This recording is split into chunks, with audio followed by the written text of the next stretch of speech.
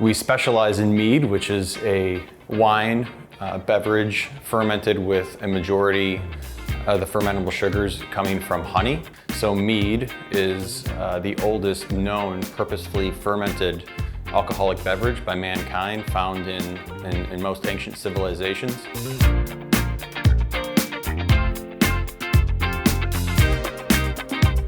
So when I moved to Crown Point, I saw an opportunity to do something. I wanted to work around people, and I wanted to offer something creative.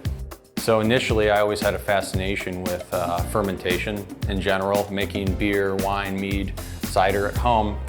Initially, I always thought it'd be really neat to start a brewery. Growing up in Munster, Indiana, I saw Three Floyds go from a Hammond garage to where they are now and sort of be a very large player.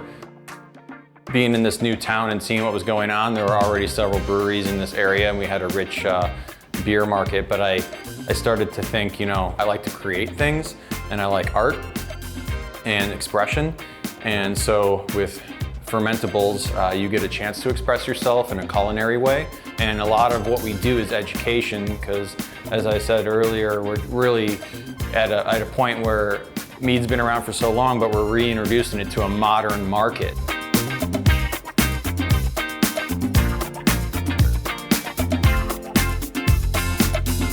I was listening to NPR, and an article came across, or a section came across, where Tony, the owner of Manic here, was on and was talking about this new meadery that was in Crown Point on my way home from work. And I decided to stop in after hearing that on the radio, and got a chance to talk to the owners and learn about mead and what mead was. And I had never actually even had mead before I walked into this building. So one night I came in and fell in love with it. Came back many more times and wanted to learn how to do it. So I did the classic YouTube learning, trying to figure it out online. And then from there, came here with a bunch of questions from the things that YouTube couldn't teach me. Kind of fell into an accidental internship or apprenticeship. And then after a while, I was coming in more and more and more and learning. And they decided, hey, we kind of need you full time. So I decided to make the jump almost 3 years ago now.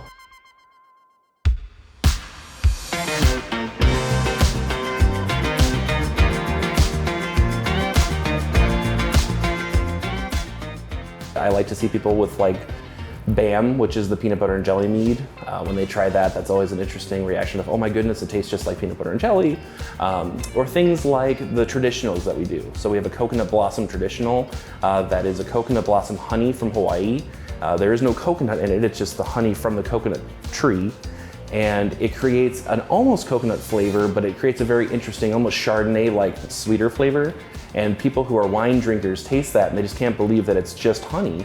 And that's really where it gets interesting for me, is every honey is a little different. So just adding that different honey to water and yeast, you're gonna get different products called traditionals, and every honey is gonna taste a little different. And that's really where it's exciting. It's brewing beer, you have a very set number you're looking for and a set flavor profile you're looking for, and it's gonna be very similar every time. With mead, every time we make Elliot, or every time we make a different red raspberry mead, the raspberries are going to be a little different every year, sweetness and pH, and the honey is going to be a little different every year. Even though it came from the same hives, it's going to be a little different parameters that they're getting from. So that keeps it a little more interesting, and it makes it a little more collectible, because every year is going to be a little different, even if I use the same recipe. So people who collect them year after year after year enjoy taking it and drinking each one together and kind of seeing the differences from year to year.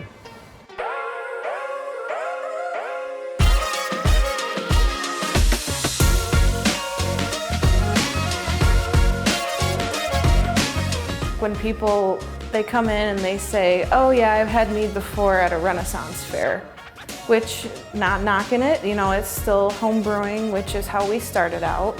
But a lot of times the meads at those kinds of fairs are not, you know, the best quality. So they say, oh, I've had it before, I'm not really sure I like it. Like they're there with a friend, or, you know, their wife wanted to come. So, you know, we'll try and say, okay, well, what do you like to drink when you go out? And we try and go from there. Most people start out and they really like sweet things because it's easy, it's approachable. And as you try new things, your palate kind of opens up and develops a little bit. So it's really cool to see, you know, what the boys have created. And it sounds kind of corny, but kind of like touching people's lives a little bit and helping them have a new experience. And seeing them enjoy it is really fulfilling.